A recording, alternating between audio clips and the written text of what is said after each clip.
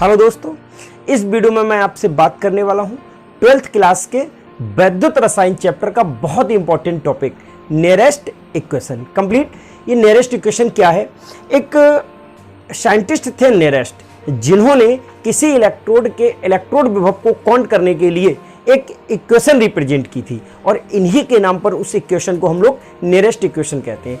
ये equation electrode विभव और मानक इलेक्ट्रोड विभव के बीच रिलेशन है। कंप्लीट है। क्या है ये नियरेस्ट इक्वेशन? चलिए इस पे बात करते हैं। तो दोस्तों ये इक्वेशन थी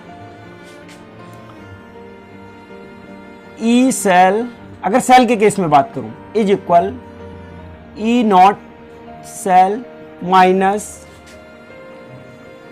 आर टी बटे एन एफ लॉग ई और अपचयित अवस्था बटे ऑक्सीकृत अवस्था,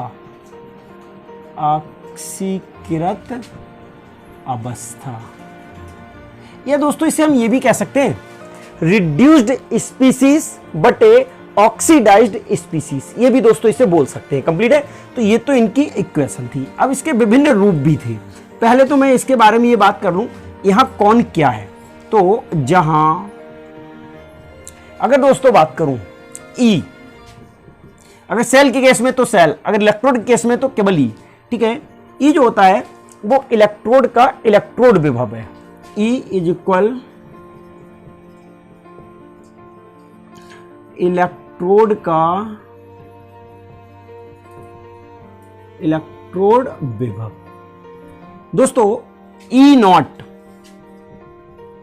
इज इक्वल इलेक्ट्रोड का मानक इलेक्ट्रोड विभव। इलेक्ट्रोड का मानक इलेक्ट्रोड विभव। दोस्तों यहां पे आर जो होता है ये गैस नियतांक होता है, सार्वत्रिक गैस नियतांक। तो गैस नियतांक लिख देते हैं, केवल गैस नियतांक। दोस्तों इसकी एक वैल्यू भी हुआ करती है। ठीक है। तो अगर हम लोग इसकी वैल्यू की भी बात कर लें, 8.314 joule kelvin inverse mole inverse, ये इसकी वैल्यू हुआ करती है दोस्तों। कंप्लीट है। अब बात करते हैं दोस्तों टी की। टी दोस्तों हुआ करता है निकाय का ताप या परम ताप। तो निकाय का ताप, ठीक है दोस्तों। नेक्स्ट आ जाता है आपका एफ होता है दोस्तों फैराडे नियतांक। कंप्लीट, फैराडे नियतांक, इसका भी एक वैल्यू हुआ करता है दोस्तों 96500 कूलम। ये दोस्तों इसका वैल्यू हुआ करता है। अब दोस्तों बात आती है एन इक्वल होते हैं किसी इलेक्ट्रोड के द्वारा कितने इलेक्ट्रॉनों का त्याग किया गया है या दूसरे इलेक्ट्रोड के द्वारा कितने इलेक्ट्रॉन ग्रहण किए गए, मींस इलेक्ट्रॉनों के आदान प्रदान की संख्या, ओवरऑल इलेक्ट्रॉनों की संख्या। तो दोस्तों ये तो हो गई आपकी नियरेस्ट इक्वेशन। और इस इक्वेशन में जितने भी पद सम्मिलित हुए हैं उन सभी पदों को, कौन से पद को क्या कहते हैं, मींस ई को क्या कहते हैं, ई नॉट को क्या कहते हैं, आर को क्या कहते हैं, टी को क्या कहते हैं, एन को क्या कहते हैं, एफ को क्या कहते हैं, उन सबको मैंने लिख दिया। अब दोस्तों बात करते हैं, अगर इन सब की वैल्यू लगाई जाए, मींस टी का वैल्यू लगाया जाए, आर का वैल्यू लगाया जाए, एन का वैल्यू लगाया जाए और एफ का वैल्यू लगाया जाए, तो इसका एक रूप और आ सकता है दोस्तों। कंप्लीट है। चलिए उस रूप पे भी इसके बात करते हैं। अब दोस्तों अगर इस इक्वेशन को मैं 25 डिग्री सेंटीग्रेड ताप पर देखूं, 25 डिग्री सेंटीग्रेड ताप, तो दोस्तों ई सेल, ठीक है, E cell is equal E naught cell minus दोस्तों आर का वैल्यू था हमारे पास 8.314, ये हुआ करता था आर का वैल्यू। दोस्तों टी की अगर बात करूं परम ताप, तो 25 डिग्री सेंटीग्रेड की बात कर रहा हूं, तो 25 में अगर मैं 273 और जोड़ लूं तो ये परम ताप में कन्वर्ट हो जाएगा। 25 और कन्वर्ट किए तो कितना आ जाएगा 298, मीन्स आर का वैल्यू हो गया 8.314 और टी का वैल्यू हो गया 298। क्यों? 25 डिग्री सेंटीग्रेड की बात कर रहा हूं। बटे एन, दोस्तों एन की अगर बात करूं तो एन तो आपको ऐसा ही रखना है, ठीक है। और एफ का जो वैल्यू था 96500। और दोस्तों हम सब लोग जानते हैं लॉग ई, ठीक है, लॉग ई को अगर हटाया जाता है मीन्स लॉग ई, इसकी जगह हम लोग लिख सकते हैं 2.303 और लॉग 10, ये वैल्यू आ करती, मीन्स ये भी डिजिट इसमें ऐड हो सकती है और लॉग ई काय में कन्वर्ट हो जाएगा लॉग 10 में, बेस 10 में कंप्लीट।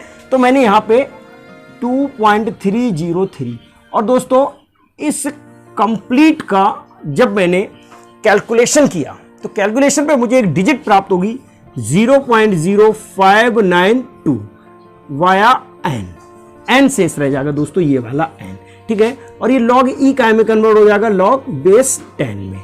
और अगेन अपचयित अवस्था, अपचयित अवस्था बटे ऑक्सीकृत अवस्था, ऑक्सीकृत अवस्था। तो दोस्तों ये तो हो गई आपके नेरेस्ट इक्वेशन का एक और रूल कंप्लीट है, जिसमें यहां की जो डिजिट थी सबको रख के इसके बाद एक वैल्यू हमने और काउंट कर ली। तो दोस्तों नेरेस्ट इक्वेशन को हम लोग इस फॉर्म में भी सेल में इस्तेमाल किया करते हैं। अब कोई सेल अगर लिया गया है क्वेश्चन वगैरह में तो उस सेल पे इसे कैसे अप्लाई करेंगे इस पे भी बात करते हैं दोस्तों ये एक सेल संरचना है, ठीक है। Zn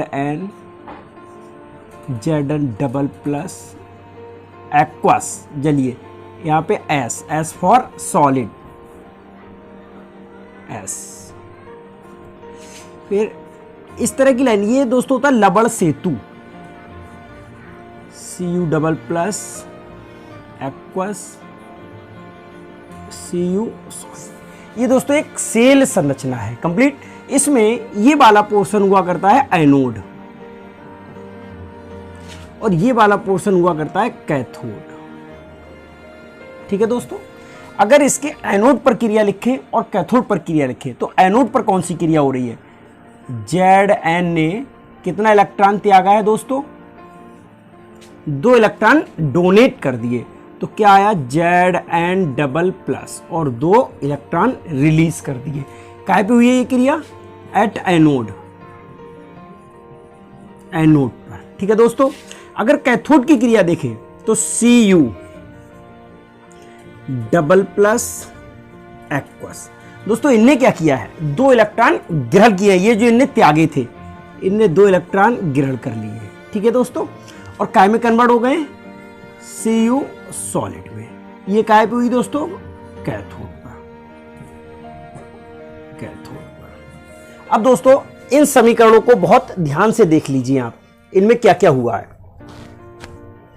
जो ये सेल संरचना थी आपकी उसमें से ये एनोड का वर्क कर रहा है, ये कैथोड का वर्क कर रहा है। तो एनोड पर ऑक्सीकरण हो रहा है कंप्लीट और कैथोड पर क्या हो रहा है? अपचयन हो रहा है। अगर इन दोनों को, एनोड और कैथोड दोनों को ऐड कर लूं तो जो समीकरण मुझे प्राप्त होगी वो क्या कहलाएगी? वो सेल अभिक्रिया कहलाएगी। तो दोस्तों अगर इन्हें ऐड करेंगे, ऐड करने पर इलेक्ट्रॉन इलेक्ट्रॉन कैंसिल हो जाएंगे, एक समीकरण मुझे प्राप्त होगी ZnS, ठीक है, प्लस कौन आएगा? Cu डबल प्लस और एक्वस। दोस्तों इसके बाद क्या प्राप्त होगा? CuS और प्लस Zn डबल प्लस और एक्वस, यहां पे क्या आएगा? एक्वस, ठीक है दोस्तों। ये मुझे एक सेल अभिक्रिया प्राप्त हो गई, ये हो गई सेल अभिक्रिया,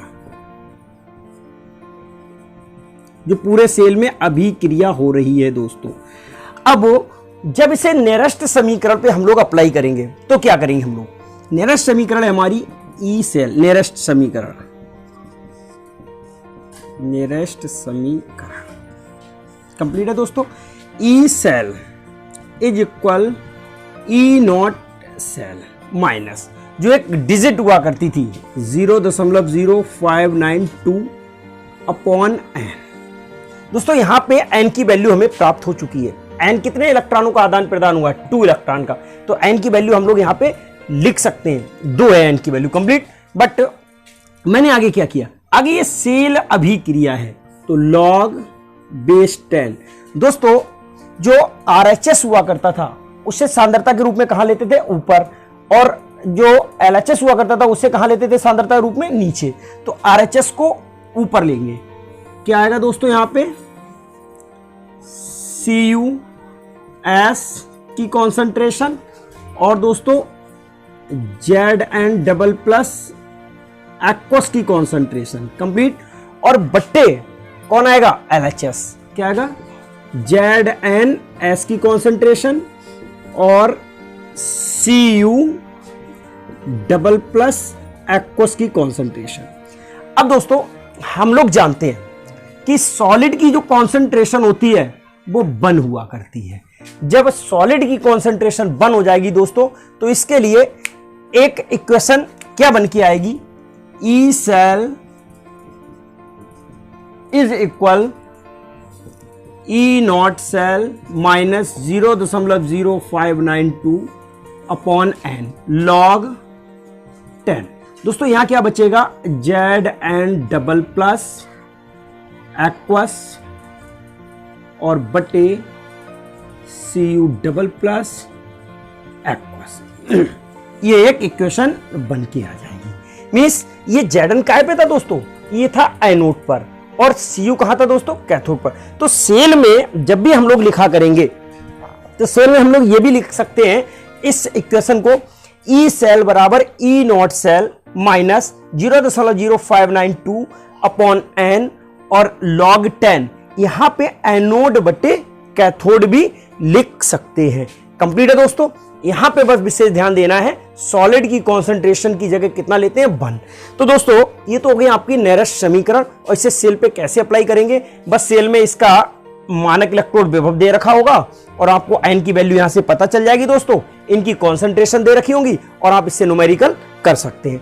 तो दोस्तों इससे रिलेटेड न्यूमेरिकल और कोलराउस लॉ से रिलेटेड न्यूमेरिकल मैं बहुत जल्द एक वीडियो बना के अपलोड करने वाला हूं अपने चैनल पर कंप्लीट। तो उस वीडियो को सबसे पहले पाने के लिए आप मेरी इस वीडियो को लाइक करें, शेयर करें और चैनल को सब्सक्राइब करना ना भूलें, जिससे जैसे ही मैं आंकिक क्वेश्चन वाली वीडियो अपलोड करूंगा सबसे पहले वो आपको प्राप्त हो सके। कंप्लीट है। बट आज की इस वीडियो में इतना ही। That's it.